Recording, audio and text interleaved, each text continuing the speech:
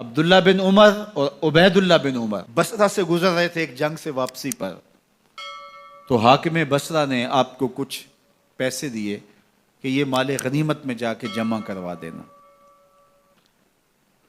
اور پھر خود ہی مشورہ دیا کہ عراق کے اندر فلاں فلاں چیز بہت سستی مل جاتی ہے اور حجاز میں ان چیزوں کی قیمت زیادہ ہے، تو اگر آپ ایسا کر لیں کہ یہ ان پیسوں سے خرید لیں اور جا کے مدینہ المنورہ میں فروخت کر دیں، تو جو زائد پیسے آپ کمائیں گے وہ آپ کے ہوئے، اور یہی اشرفیاں جو میں نے دی ہیں آپ کو، اتنی اشرفیاں بیت المال میں جمع کروا دینا، تم نے محنت کی ہوگی، تجارت کی ہوگی، تو جتنے بچیں گے وہ آپ کے ہوں گے۔ تو انہوں نے کہا بہت اچھا، وہاں سے مال خرید لیا، مدینہ المنورہ میں آ کے بیچ دیا، جتنی اشرفیاں انہوں نے وہاں سے دی تھی بیت المال کے لیے، اتنی بیت المال میں جمع کروا دی۔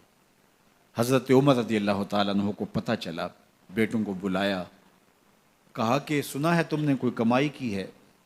کہا جی ہم نے تو تجارت کی اور جو مال لیا تھا اتنا مال ہی بیت المال میں جمع کروایا ہے۔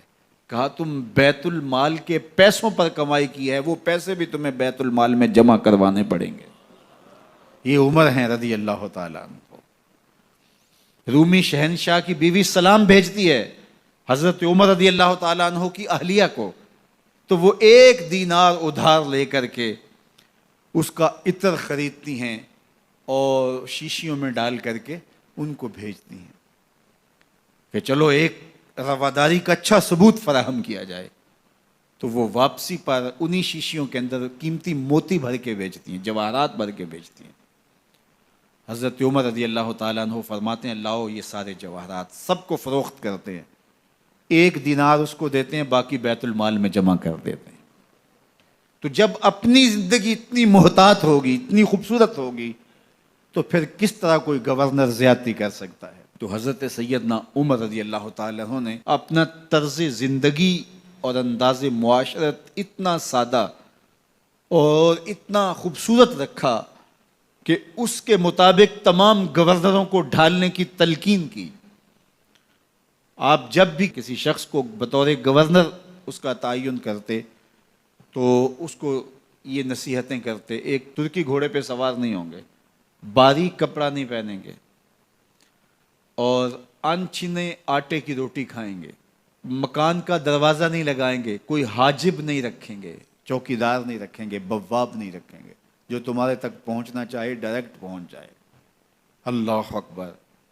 اور پھر جب کسی کو متعین کیا جاتا اس کی جائیدادیں لکھ لی جاتی ہیں کہ اس کے پاس کتنی جائیداد ہے، وہ حساب اپنے پاس رکھتے، اور جب وہ معزول ہوتا یا اس کا وقت ختم ہوتا تو آپ دیکھتے کہ اب اس کے پاس جائیداد کتنی ہے۔ اگر وہ جو پہلے آپ نے اپنے پاس ریکارڈ رکھا ہوتا اس سے جائیداد اس کی زیادہ ہوتی تو حضرت عمر بقیہ جائیداد بیت المال میں جمع کرتے۔ اللہ اکبر۔ اور یہ کیسے تھا؟ گورنر بول نہیں سکتا تھا، اس لیے کہ حضرت عمر کی اپنی بود و باش بھی اسی طرح کی تھی، اپنا طرز زندگی بھی اسی طرح کا تھا۔ مال غنیمت میں بہت ساری چادریں آتی ہیں جو سب کو تقسیم کر دی جاتی ہیں۔ خطبہ جمعہ دینے کے لیے آئے تو ایک شخص کھڑا ہو گیا، عمر خطبہ بعد میں سنیں گے، پہلے یہ بتائیں کہ یہ جو تم نے قمیض پہنی ہے یہ کہاں سے آئی؟ مال غنیمت کے اندر جو چادریں آئی ہیں سب کے حصے میں ایک ایک چادر آئی، آپ دراز قد ہیں، ایک چادر سے قمیض نہیں سل سکتی، تو آپ کی قمیض کہاں سے آئی؟ پہلے اس سوال کا جواب دے دیجئے، پھر خطبہ سنیں گے۔ اللہ اکبر۔ آپ کے بیٹے کھڑے ہوتے ہیں، کہا ایک چادر سے میرے باپ کی قمیض نہیں بنتی تھی، میں نے اپنے حصے کی چادر بھی اپنے باپ کو پیش کی ہے۔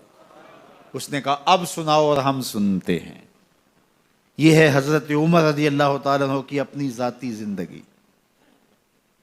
ایاز بن غنم کے بارے میں یہ پتہ چلتا ہے کہ وہ موٹے کپڑے نہیں باریک کپڑے پہنتا ہے۔ اس نے گھر کے دروازے پر بواب بھی رکھا ہوا ہے، چوکیدار بھی رکھا ہوا ہے۔ تو حضرت عمر رضی اللہ تعالیٰ عنہ محمد بن مسلمہ کو بھیجتے ہیں، محمد بن مسلمہ جاتے ہیں اور جا کے تحقیق کرتے ہیں تو ایسا ہی پاتے ہیں، تو ان کو وہیں گرفتار کر کے لے آتے ہیں اور حضرت عمر کے دربار میں پیش کیا جاتا ہے، چھڑی اس کے ہاتھ میں دے کر فرماتے ہیں جاؤ تم بکریاں چرایا کرو، تم گورنری کے لائق نہیں ہو۔ ایک گورنر کو بکریاں چرانے پہ لگا دیتے ہیں اس لیے کہ تم نے ان اصولوں سے، ان ضابطوں سے انحراف کیا ہے جو ایک سلطنت کے ذمہ دار کے لیے لازم اور ضروری ہیں۔ دور موجود کے حکمرانوں کو، چاہے وہ عرب کے حکمران ہوں چاہے وہ عجم کے حکمران ہوں، اگر وہ اس